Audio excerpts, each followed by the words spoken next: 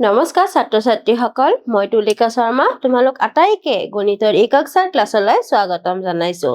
আজি আমি তোমালোকৰ পাঠ্যপুথিৰ ৬ষ্ঠ অধ্যায় পৰিসীমা আৰু কালিপাঠটিৰ আন এটি অংশ আৰম্ভ কৰিবলৈ ওলাইছো। এই অংশটিত কি আছে আমি চাওঁ আহা। ইয়াতে আমাক সুষম বহুভুজৰ কথা দিয়া হৈছে। আমি সুষম বহুভুজৰ বিষয়ে আগতে পাই আহিছো। বহুভুজনো কি হয়? বহুভুজ হৈছে তিনিটা বা তাতকৈ অধিক ৰেখাখণ্ডৰে গঠিত দ্বিমাত্ৰিক বন্ধ আকৃতি। আৰু সুষম বুলি কেতিয়া কোৱা হয়? সুষম বহুভুজৰ সকলো বাহু সমান জোখৰ হয় আৰু কোণৰ মানো কি হয়? সমান হয়।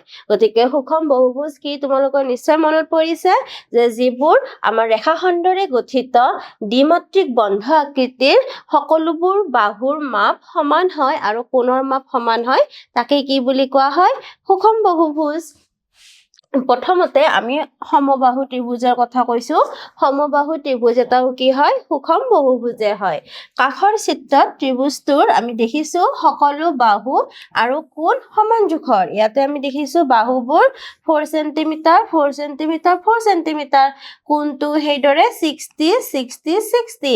গতিকে আমি বাহু আৰু কোণৰ জোখটো কি দেখিছো? সমান দেখিছো। গতিকে ই তিনিটা বাহু বিশিষ্ট সুষম বহুভুজ।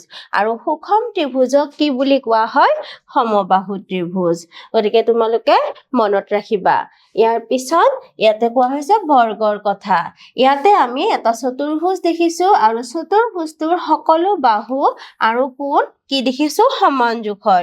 ইয়াতো আমি 3 দেখিছো, 3 চেণ্টিমিটাৰ 3 চেণ্টিমিটাৰ আৰু প্ৰতিটো কোণ আমি 90 ডিগ্ৰী হোৱা দেখিবলৈ পাইছো। গতিকে ই 4টা বাহু বিশিষ্ট সুষম বহুভুজ। সুষম চতুৰ্ভুজক কি বুলি কোৱা হয়? এটা স্পেচিয়েল নাম আছে, তাক বৰ্গ বুলি কোৱা হয়। এইবাৰ আমি চাইছো সুষম বহুভুজৰ পৰিসীমা কেনেকৈ উলিয়ায়।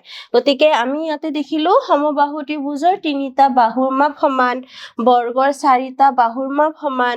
ইয়াতে এইটো সুষম পঞ্চভুজৰো আমি 5টা বাহু দেখিছো। ইয়াতে কি প্ৰতিটো বাহুৱে সমান, কাৰণ ইয়াতে সুষম দিয়া আছে।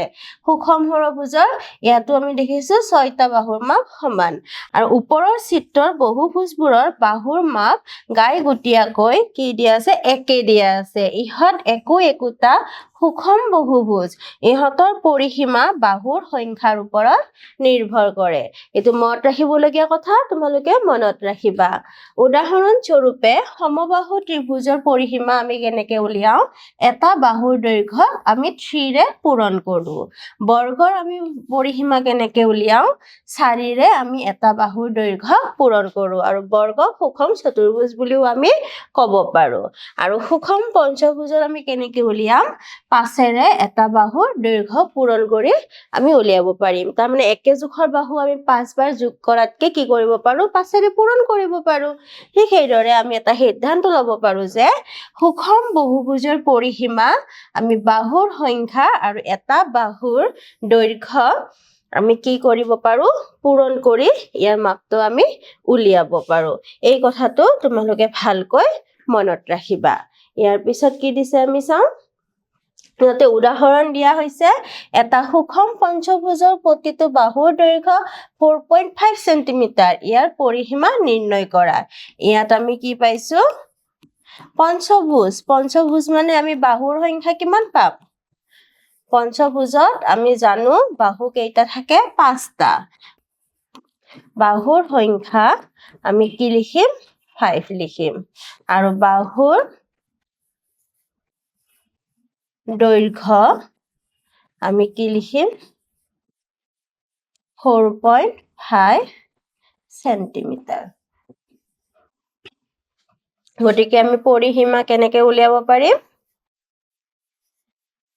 বাহুৰ সংখ্যা আৰু বাহুৰ দৈৰ্ঘ্য পূৰণ কৰি 5 into 4.5 চেণ্টিমিটাৰ আৰু পূৰণ কৰিলে আমি পাম 25ৰ 5 20 2 22 ইমান চেণ্টিমিটাৰ। গতিকে এনেকৈ আমি সুষম পঞ্চভুজৰ পৰিসীমা উলিয়াব পাৰো। ইয়াৰ পিছত উদাহৰণটোত কি দিছে আমি চাইছো। এটা সুষম বহুভুজৰ পৰিসীমা ইয়াতে দিয়া আছে আৰু বাহুৰ দৈৰ্ঘ্য দিয়া আছে আৰু বাহুৰ সংখ্যা উলিয়াব দিছে। ইয়াত আমি কি পাইছো পৰিসীমা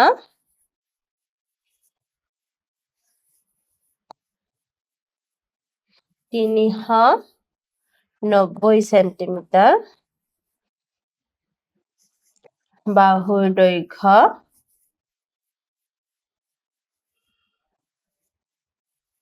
65 সেন্টিমিটাৰ আৰু আমি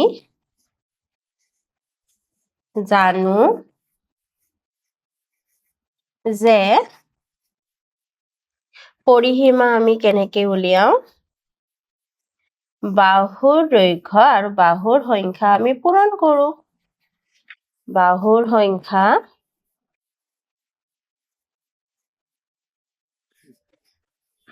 পূৰণ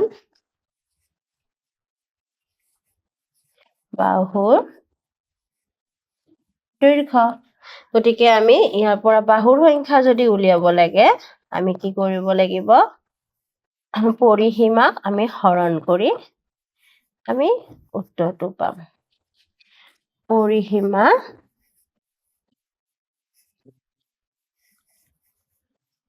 তাক আমি বাহুৰ দৈৰ্ঘ্যৰে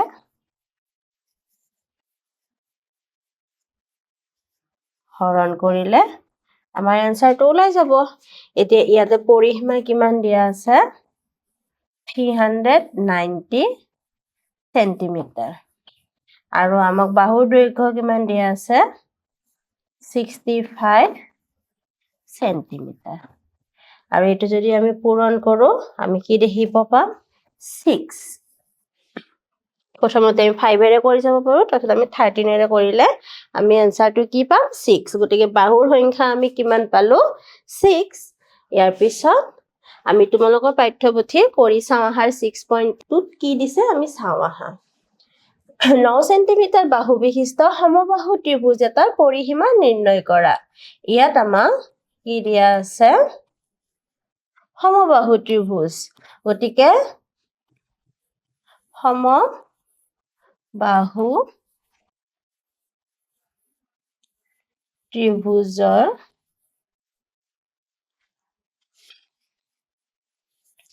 বাহুৰ সংখ্যা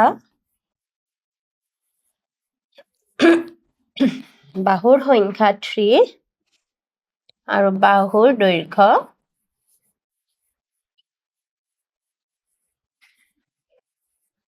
9 সেন্টিমিটাৰ গতিকে আমি যদি পৰিসীমা উলিয়াও কি হ'ব পৰিসীমা উলিয়ালে বাহুৰ সংখ্যা 3 বাহুৰ দৈৰ্ঘ্য 9 সেন্টিমিটাৰ পূৰণ কৰিলে আমি পাম 27 সেন্টিমিটাৰ গতিকে তোমালোকে নিশ্চয় বুজি পাইছা এই প্ৰবলেমটো ইয়াৰ পিছত কি আছে চাও ইয়াতে আমাক পৰিসীমা দিয়া আছে ইয়াতো সমবাহু ত্ৰিভুজৰ কথাই দিছে সমবাহু ত্ৰিভুজৰ পৰিসীমা 54 সেন্টিমিটাৰ আৰু আমাৰ বাহুৰ সংখ্যা কি হ'ব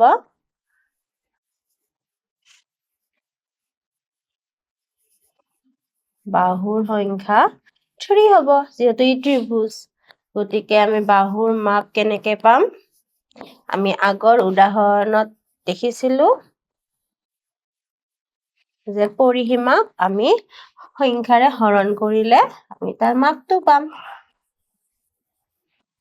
পৰিসীমা আমি কি কৰিম বাহুৰ সংখ্যাৰে হৰণ কৰিম ইয়াতে আমি পালো 54 সেন্টিমিটাৰ আৰু ইয়াতে 3 আমি যদি হৰণ কৰো কি হ'ব 124 হলে 8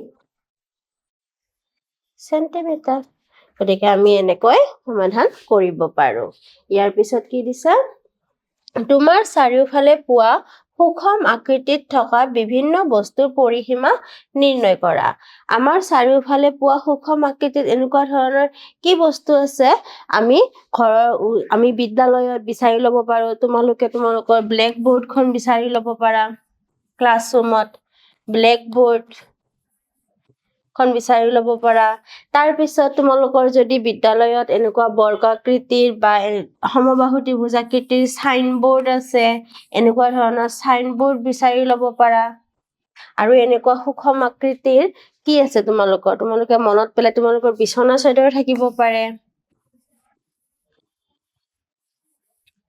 বিছনা চাদৰ থাকিব পাৰে তোমালোকৰ যদি বৰ্গাকৃতিৰ টেবুল আছে মেজ সেই মেজৰ উলিয়াব পাৰা এনেকৈ তোমালোকে বস্তুবোৰ পৰিসীমা নিৰ্ণয় কৰি ল'ব পাৰিবা এনেকৈ তোমালোকে বস্তুবোৰৰ পৰিসীমা নিৰ্ণয় কৰি ল'ব পাৰিবা আজিলৈ এইখিনিয়ে ধন্যবাদ